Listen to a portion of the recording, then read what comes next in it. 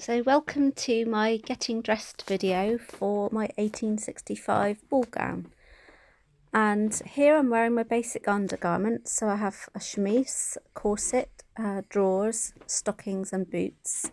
The boots aren't quite correct for the era, but they're all I have at the moment. So they have to do for now. The next thing that I'm putting on here is the bum pad.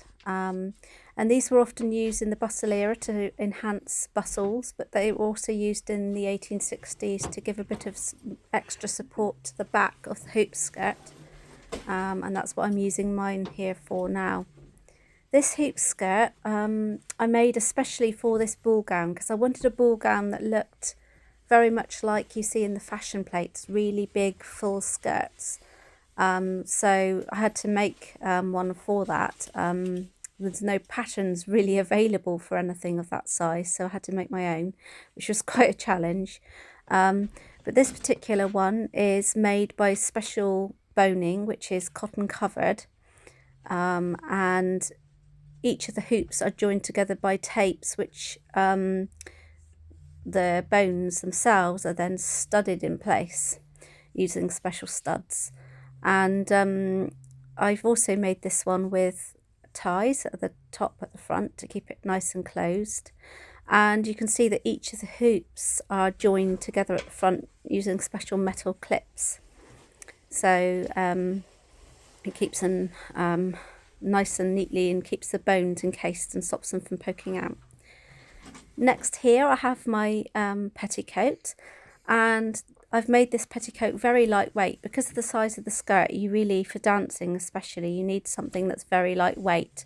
An ordinary cotton could be used, but it would add an awful lot of extra heaviness and weight and make it very difficult for dancing. And this one is more than sufficient. As you can see, I'm having a bit of a job trying to get it on myself in a very small space in the room. Have to sort of throw it over my head and spread it out over the back.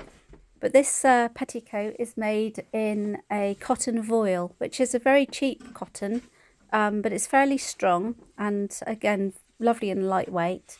And the ruffles at the bottom are made in a stiff cotton organdy, which is ideal because it has a lot of body to it and a lot of strength and stiffness, which creates a nice full hem and helps to hide the boning at the bottom of the hoops from showing through in your skirt, as well as creating a little bit of extra volume and also prettiness as well.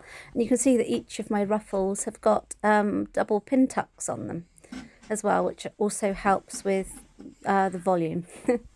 So you can see it's rather, well, it's a relatively big room, but it looks extremely small, especially when you're getting ready in such a big skirt.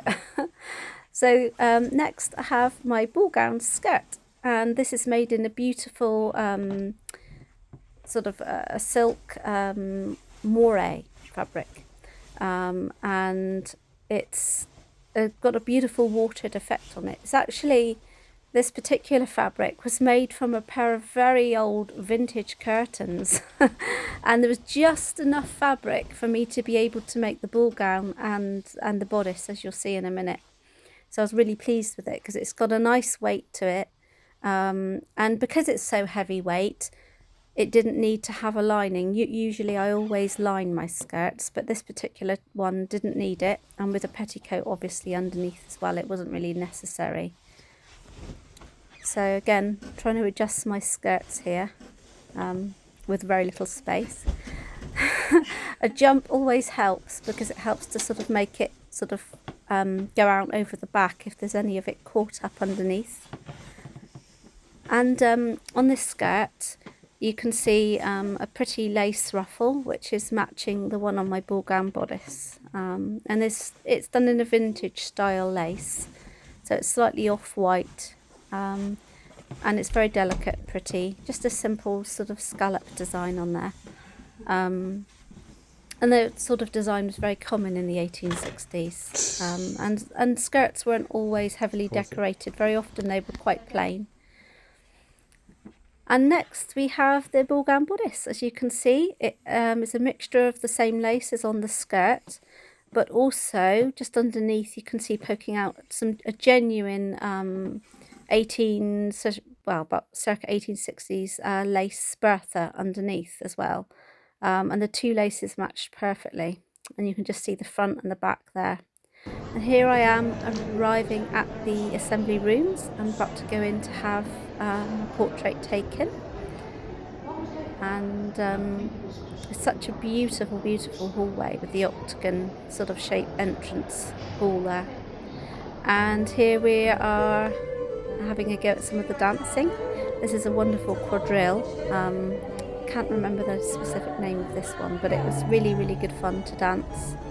And actually surprisingly easy to dance in such a large skirt. I thought it would be a lot more difficult. Still a bit of a challenge to get used to initially, but not as bad as I thought. There's a little close-up there. And decided, since the other room was empty, that we were going to do a nice slow-mo video of twirling in my gown so that you can see how it moves and how it sort of swishes around, and it's really, really good fun to do that in these big skirts. I was actually quite pleased with the drape of the skirt, that the boning of the hoops were hidden well, and that it sort of flowed quite nicely. I deliberately made the skirt a little shorter because I don't want to be tripping over it for dancing. I think if I wasn't doing as much dancing, I'd probably have it a little bit longer at the sides and at the back.